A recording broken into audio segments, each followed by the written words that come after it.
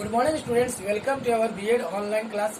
पिछली कक्षाओं में हम लोगों ने विधियों के बारे में बात किया था, डेट मीन्स प्रविधियों के बारे में बात किया, जिसमें से शिक्षक केंद्रित प्रविधियों की बात किए थे, फिर बाल केंद्रित बात किए थे। उसी में हम लोगों ने समान शिक्षण बात के लिए समय दिया था कि चर्चा करेंगे, जिसमें से समान शिक्षण विधियों की बात करेंगे। आज जो पहला विधि है हम लोग व्याख्यान विधि, जिसे मौखिक विधि में कहते हैं लेक्चर मेथड, जैसा कि अभी दिया जा रहा है वही भी लेक्चर मेथड है। व्याख्यान विधि सबसे अधिक प्रयोग में लाई जाने वाली मानी जाती है। यह सत्य है कि परंपरागत कारणों से अथवा आदत के कारण व्याख्यान विधि का अत्यधिक प्रयोग होता है।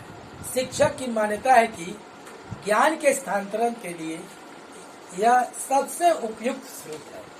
इस प्रकार के शिक्षक यह भी मानते हैं कि छात्रों के लिए ज्ञान संचय महत्वपूर्ण है। व्याख्यान विधि का अर्थ: व्याख्यान ज्ञान, तथ्य, सिद्धांत आदि की व्याख्या है जो शिक्षक छात्रों को देना चाहता है।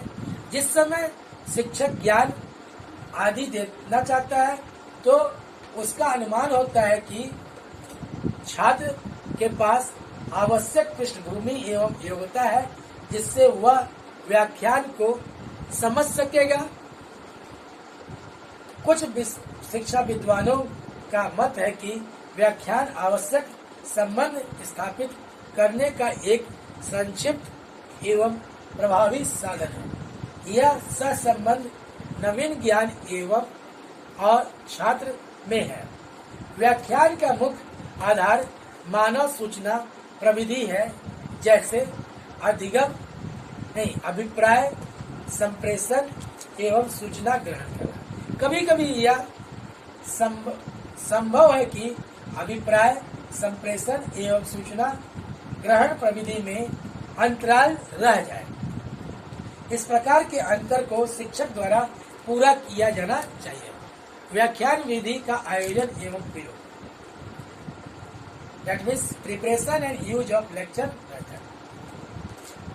व्याख्यान विधि में के अनेक प्रयोग के लिए उपयुक्त नियोजन तथा प्रभावी निष्पादन आवश्यक है, जिससे अधिगम हो सके। व्याख्यान विधि के आयोजन एवं निष्पादन के लिए कुछ सुझाव निम्नलिखित है जो कि दिए जा रहे हैं।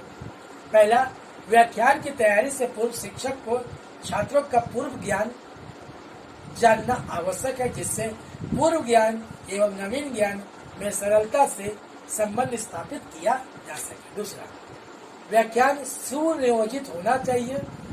व्याख्यान को आवश्यक भागों में विभाजित किया जाना चाहिए तथा मुख्य बिंदुओं को प्रमुखता से उभारना चाहिए। तीसरा, व्याख्यान सरल भाषा में हो, जिससे छात्र सरलता से समझ सके।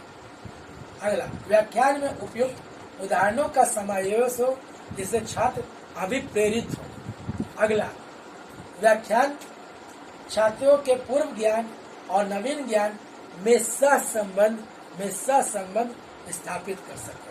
अगला, व्याख्यान में प्रश्नों में उचित विराम चिन्हों का प्रयोग किया जाए।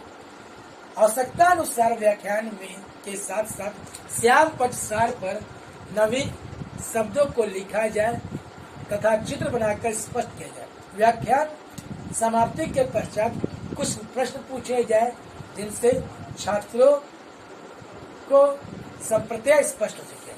व्याख्यान आयोजन हेतु निम्न रूपरेखा लाई जानी, प्रयोग में लाई जाए। पहला, व्याख्यान के उद्देश्य। दूसरा, प्रकरण की प्रस्तावना। तीसरा, प्रश्न व्याख्यान का मुख्य अंश उदाहरण सहित। दूसरा, व्याख्यान उदाहरण, चित्र सचित्र स्पष्ट करना, प्रदर्शन करना। और लास्ट, सारांश एवं समापन। इस विधि को निम्न प्रकार से प्रस्तुत किया जा सकता है। प्रकरण का उद्देश्य क्या है? मैं इस व्याख्यान का नियोजन क्यों कर रहा हूँ? दूसरा, प्रकरण की प्रस्तावना, जिसमें छात्रों के पूर्व ज्ञान को नवीन ज्ञान से जोड़ा जाए और आवश्यकता अनुसार उदाहरण अथवा प्रदर्शन द्वारा छात्रों को अधिगम के लिए प्रेरित किया जा सके। तीसरा, विषय वस्तु का संकलन, मुख्य बिंदुओं को विकसित करना, समूह के आवश्यकता के अनुसार अनुकूलन। अगला प्रस्तुतिकरण, सीधे स्पष्ट भाषा में प्रस्तुत करना, प्रभावी वाणी, संकेत का प्रयोग, श्यामपट्ट का प्रयोग, प्रश्नों का प्रयोग, सारांश द्वारा निष्कर्ष निकालना, व्याख्यान का उपयुक्त स्थान पर प्रयोग, शिक्षण में व्याख्यान का उपयुक्त स्थान पर प्रयोग इस विधि को प्रभावी बनाता है। इस विधि का सही प्रयोग पाठ विकास में के निम्न स्थानों पर उपयोगी है।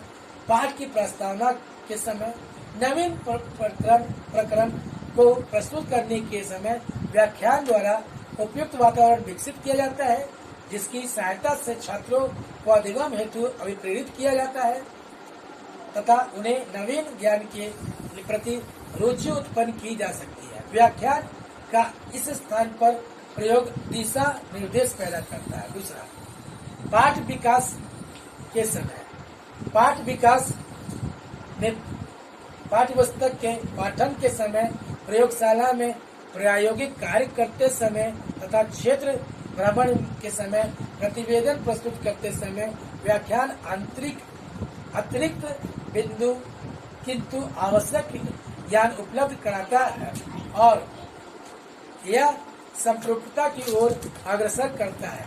पाठ का सारांश प्रस्तुत करते समय, पाठ का सारांश प्रस्तुत करते समय मुख्य बिंदुओं को उभारा जा सकता है। व्याख्यान विधि के लाभ, ज्ञान स्थानांतरण के लिए व्याख्यान विधि उपयोगी है। इस विधि में कम समय में अधिक से अधिक ज्ञान स्थानांतरण संभव है। इस विधि में बड़े समूह के लिए भी उपयोगी है।